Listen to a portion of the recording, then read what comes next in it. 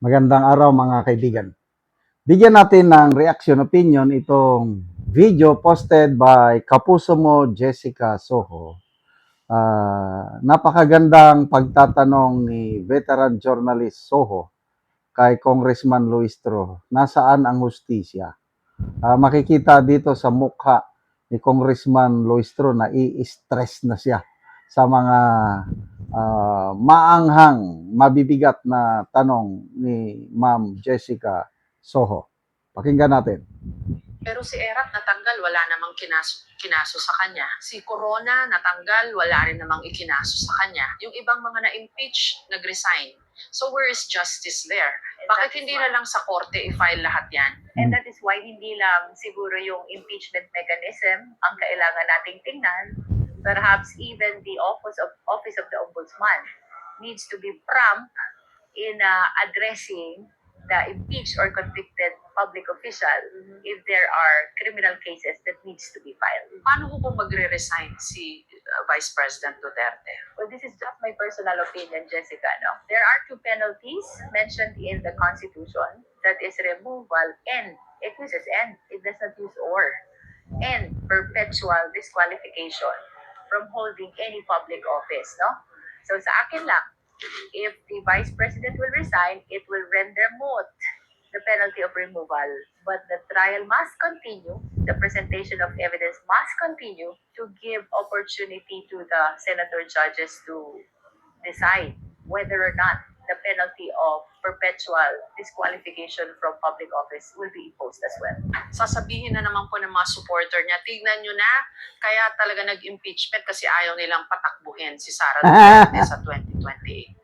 Well, apparently, that is one of the consequences of impeachment at maliwanag na maliwanag po yan sa Constitution. What we are doing is, we are just following what is provided in the Constitution. Galing! So, where is justice? Sabi niya. To me, naisip ko lang Siguro justice is selective justice sa ngayon. Klarong-klaro naman, alatado na. Tignan nyo. Saldi ko. Totoo, may warrant of arrest. Malaya naman. Nabumuhay ng hayahay kung sa Bisaya. Nandun sa ibang bansa with all the money na nakuha niya. Martin Romualdez, ganun din. Hanggang ngayon, wala pang kaso. Puros padrama yung ginagawa na, may hindi pinayagan na nagbiyahe sa abroad, may hold departure order, hanggang ngayon wala pang kaso. Sabi ni Ombudsman Rimulya kapon sa press conference, close to filing. Parang ano rin yan, parang Escudero and Villanueva lang din yan. Hindi na ako naniniwala. So, sino yung mga kinasuhan at nakulong? Yun. Yung Senator Marcoleta na hindi naman related sa flood control scam ang dahilan. Campaign contribution naman, private fund yun. Siyang pinakulong. Ex-congressman defensor. Sila yung mga nag-handle sa Brave 18 Marines. So, ngayon, si Senator Alan Peter Cayetano naman ang tinatarget. So, where is justice? To me, selective. Meron, kailang selective justice. But sige lang. What if mag-resign? Never na magre-resign si BP Sara.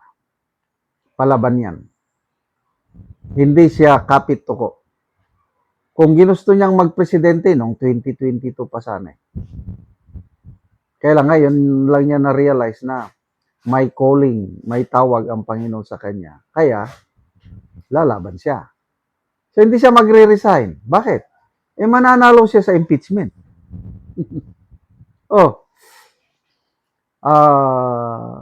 Threshold sa conviction is 16. Kahit ibaba pa nila ng 15, 14, or 13. Sige na lang. Pagbigyan natin sila, 13 ang threshold ng conviction vote. yung 13 na majority senators, hindi lahat yan boboto ng conviction. Bakit? May tatlong re-electionist. Rapi Tulfo, JB Ercito, and Escudero. Ayan, si Rapi Tulfo dahil malakas siya, kahit boboto ng conviction, okay lang, mananalo pa rin. Kaya lang si JB Ercito at saka si Escudero, kailangan nila ng boto ng mga Maka-Duterte para manalo. Kaya kung ako si Escudero, ako si JB Ercito, pinaka the least na boto ko is abstention or pwedeng acquittal. Noon pa, sinasabi na ni Senator GB Ejercito, hindi siya pabor sa impeachment. Oh, so minus 2 na sila. Acquittal or abstention.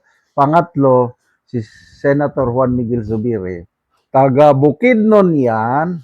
Although hindi na siya kakandidatong senador sa 2028 dahil nakadalawang term na siya, posibleng kakandidatong gobernador sa Bukidnon.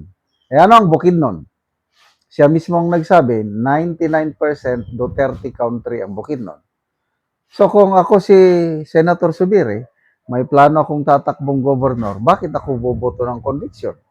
To be safe, abstention. Kung gusto niyang magpasikat para makabawi sa Bukidnon, boboto yan ng acquittal. Total, hindi man siya hawak ng leeg ng Malacanang. Naniniwala ko may sariling diskarte si Senator Zubiri. Kaya minus 3 sila. So, ibig sabihin, ang conviction votes lang na sigurado is 10. Oh. So, bakit magre-resign si BP Sara? No way. Salamat mga kaibigan sa inyong pagsubaybay sa channel na ito. Nakakatulong kayo ng malaki sa tribong Talanding ng Bukidnon dahil ang sweldo natin sa channel na ito is pantulong sa tribo. Namimigay tayo ng yero, pako para makapagpatayo sila ng mas maayos na tirahan. Panoorin nyo ang video na ito. Anak ko diri sa panimalay ni Nanay Abilina Abilio nga taga Barangay Tikalaan, Purok 3, San Alahay, Talakag, Bukidnon. So mo na ni ang gitabang nga yero sa ilaha. So tungod sa ka-excited o tungod pod sa ilang kalipay nga pagabot sa yero wala na gid nila gihulat sa ako kay ilan na gid nga giatop tungod kay mga tigulang naman gud ni sila nga gitabangan ra pod sa ilang apo sa pag-atop ni ini. So napulihan na gid tong ilang mga atop nga mga buslot At sa Ginoo sa nagtabang sa amo sa sin, salamat kaayo.